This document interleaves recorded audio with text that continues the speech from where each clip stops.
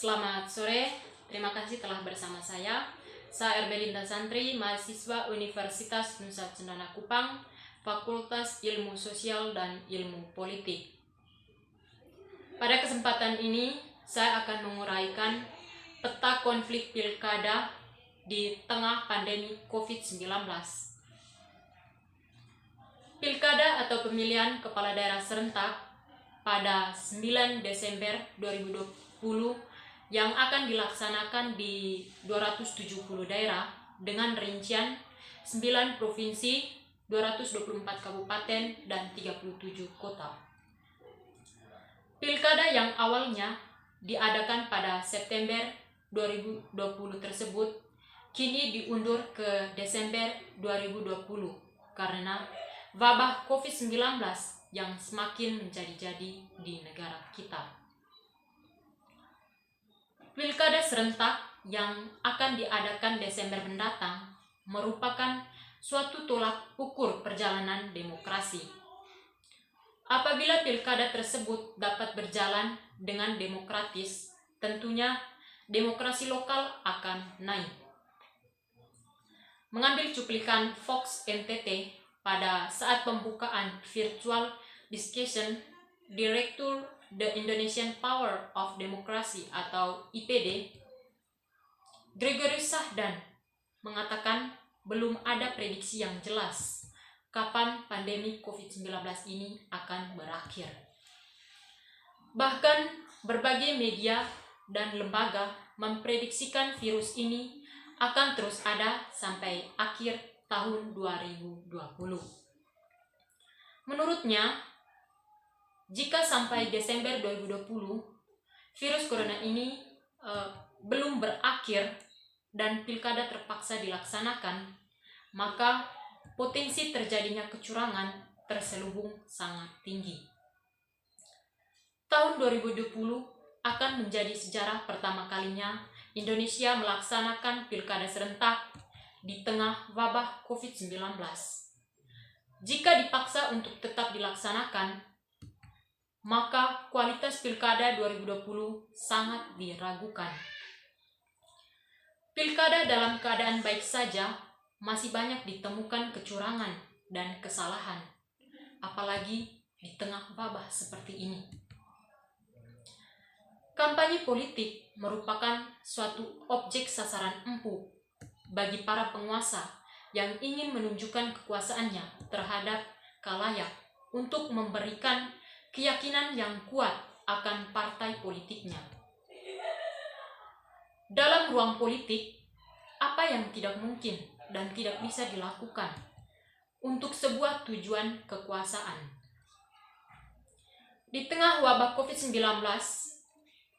masyarakat dituntut untuk selalu mematuhi setiap protokol kesehatan, seperti halnya lembaga pendidikan ditutup, tempat ibadah ataupun tempat-tempat lainnya yang dinotabenekan dapat menimbulkan suatu kerumunan. Tetapi apalah daya ketika melihat realitas yang ada bahwa kebijakan dari protokol kesehatan itu hanyalah bayang-bayangan semata dari para penguasa yang ingin menunjukkan kekuasaannya dalam kampanye politik. Hiruk-pikuk kampanye politik yang terjadi tanpa melihat rambu-rambu protokol kesehatan. Wabah COVID-19 ini merupakan suatu peluang besar bagi para oknum politik untuk mengambil perhatian para simpatiknya dengan memainkan trik-trik politiknya, seperti halnya politisasi bantuan oleh petahan dan money politik marak terjadi. Seperti halnya apa yang dijelaskan oleh Lazarus Jahamat, seorang dosen fisik Undana Kupang, bahwa jika ditarik masuk ke kenal politik, setiap yang bisa mengemasi isi dan isu apapun caranya dapat merebut suara rakyat.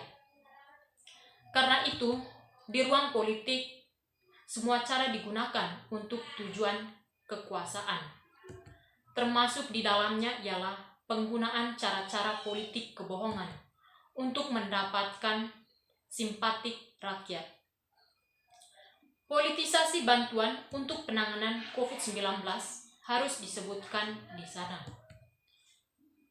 Pakar sosiologi T.F. Hall 1977 mengatakan konflik adalah derajat tertinggi dalam persaingan. Artinya, kompetisi pilkada yang berpotensi munculnya konflik akan selalu ada dan nyata. Dengan proses demokrasi yang liberalistik, di mana kekuatan elektoral selalu bersanding dengan faktor kompetisi sumber daya penunjang, benih gesekan di seluruh tahapan pemilu selalu mungkin terjadi.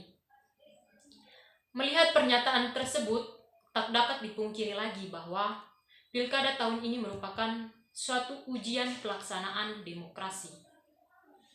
Demokrasi membutuhkan partisipasi aktif masyarakat. Karena itu, menghadirkan atmosfer kontestasi pilkada yang bersih, transparan, akuntabel, dan bebas konflik adalah tugas semua elemen masyarakat, termasuk pemangku kepentingan lokal di daerah. Minimnya partisipasi masyarakat dalam demokrasi tentunya akan berdampak pada menurunnya kualitas demokrasi. Keterlibatan masyarakat merupakan ujian bagi setiap elemen kontestasi.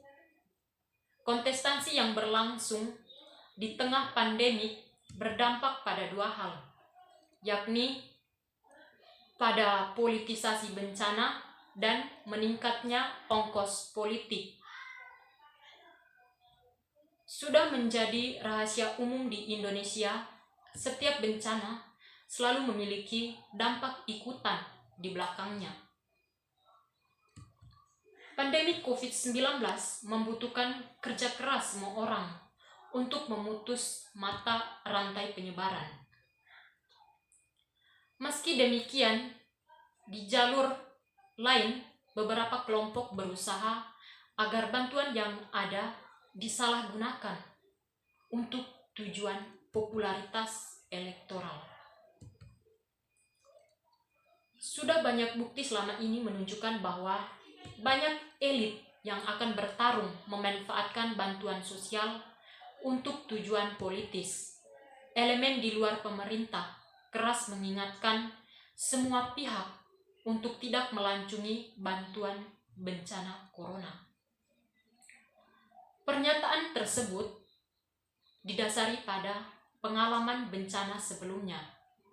Pelancongan bencana corona berdampak buruk tidak saja bagi penyelesaian masalah corona, tetapi juga terutama bagi penanaman nilai demokratis. Di titik yang lain, pandemi COVID-19 berdampak pada naiknya ongkos politik untuk sosialisasi dan kampanye para calon. Realitas ini berujung pada penggunaan berbagai cara untuk tujuan politik. Penggunaan media untuk tujuan kampanye tertentu membutuhkan ongkos yang tidak kecil. Menurut teori konflik, Ralph Dahrendorf dalam bukunya Class Conflict in Industry Society, masyarakat politik berwajah ganda.